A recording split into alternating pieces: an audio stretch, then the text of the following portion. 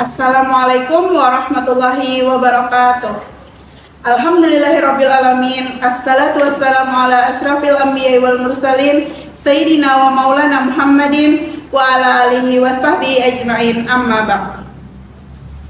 Pertama-tama, marilah kita bersyukur kepada Allah Subhanahu wa taala dengan mengucapkan alhamdulillahirabbil alamin dan berselawat kepada junjungan alam, tauladan umat manusia, rahmat bagi seluruh alam. Beliau Nabi pemimpin umat, Nabi pemberi syafaat, yaitu baginda Nabi Agung Muhammad sallallahu alaihi wasallam.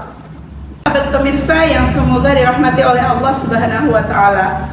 Sebelum saya memasuki inti dari materi yang saya sampaikan, yaitu tentang keutamaan membaca Al-Quran, saya hendak bertanya terlebih dahulu, kapankah terakhir kali sahabat pemirsa membaca Al-Quran? Apakah tadi pagi? Tadi malam? Seminggu yang lalu? Sebulan yang lalu? Atau bahkan setahun yang lalu? Sebagian dari kita ada yang alhamdulillah bisa istiqomah membaca Al-Quran setiap hari. Tentu ini adalah hal yang patut disyukuri.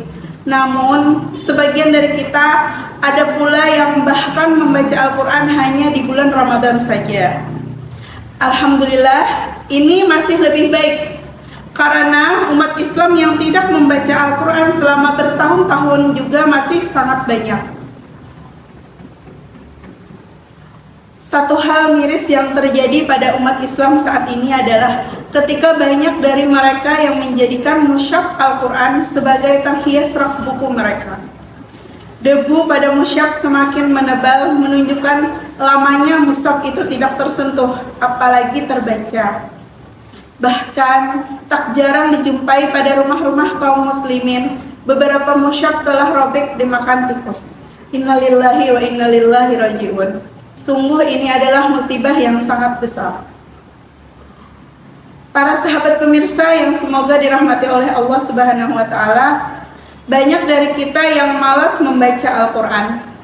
Padahal keutamaan membaca Al-Quran sangat luar biasa.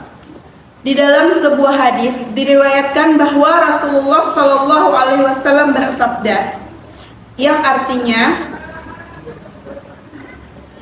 bacalah Al-Quran. Sesungguhnya Al-Quran akan datang pada hari kiamat sebagai penolong bagi pembacanya. Sebagaimana yang kita ketahui bahwa hari kiamat adalah hari yang sangat besar. Hari kiamat adalah hari di mana antara seorang dengan yang lainnya tidak bisa saling menolong. Orang tua, anak, istri, harta, kedudukan, bahkan jabatan tidak bisa lagi diandalkan untuk memberi pertolongan. Pada hari itu seluruh manusia sibuk memikirkan keselamatan dirinya. Tidak ada satupun di antara mereka yang memperhatikan kecuali kepada dirinya sendiri.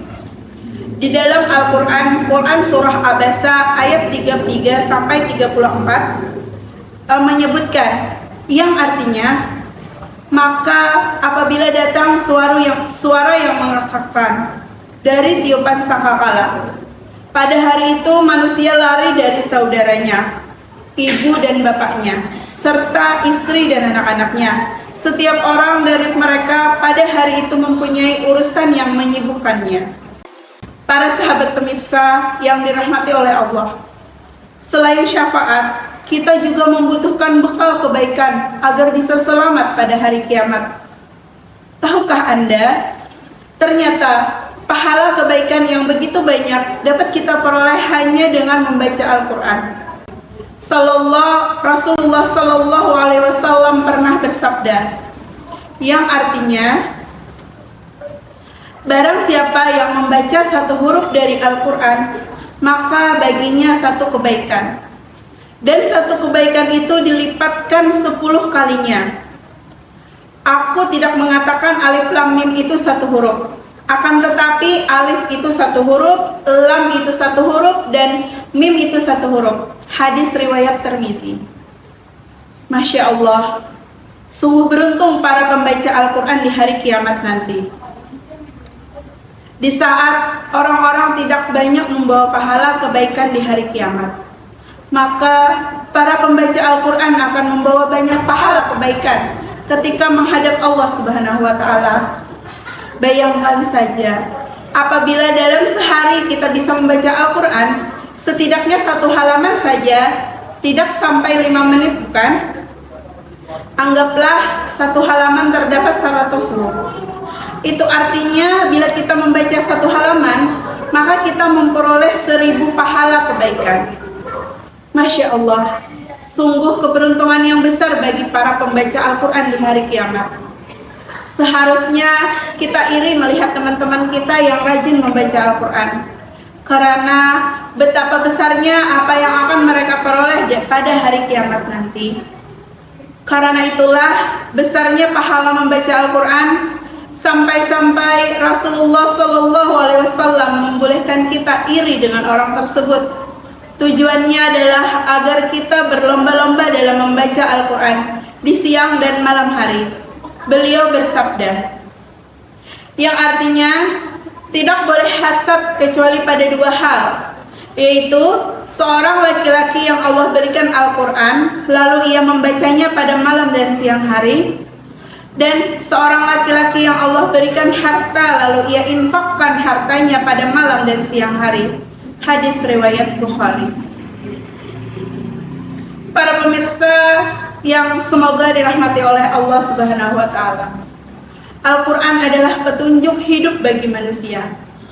Apabila kita tidak pernah membacanya, tidak pernah mempelajarinya, tidak pula merenungkannya, lantas kita bagaimana memperoleh petunjuk darinya?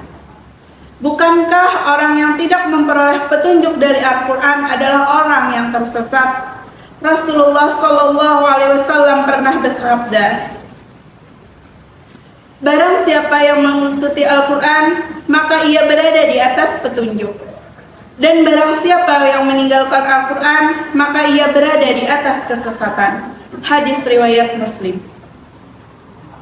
Oleh karenanya sahabat, marilah kita rutinkan tilawah dan membaca Al-Quran setiap hari.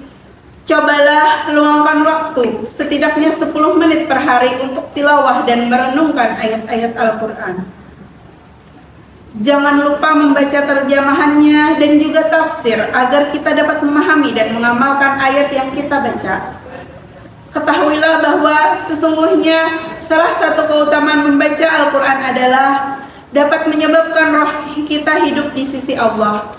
Rasulullah SAW bersabda, yang artinya hendaklah engkau berzikir kepada Allah dan tilawah Al-Quran. Sesungguhnya ia adalah ruhmu di langit dan peringatan untukmu di bumi.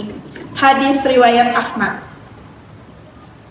Demikianlah tentang keutamaan membaca Al-Quran ini saya sampaikan. Semoga dengan apa yang saya sampaikan dapat menggugah kembali semangat kita dalam membaca Al-Quran.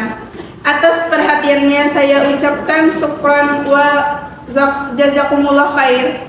Kurang lebihnya saya mohon maaf yang sebesar-besarnya. Wabillahi taufiq wal hidayah. Assalamualaikum warahmatullahi wabarakatuh.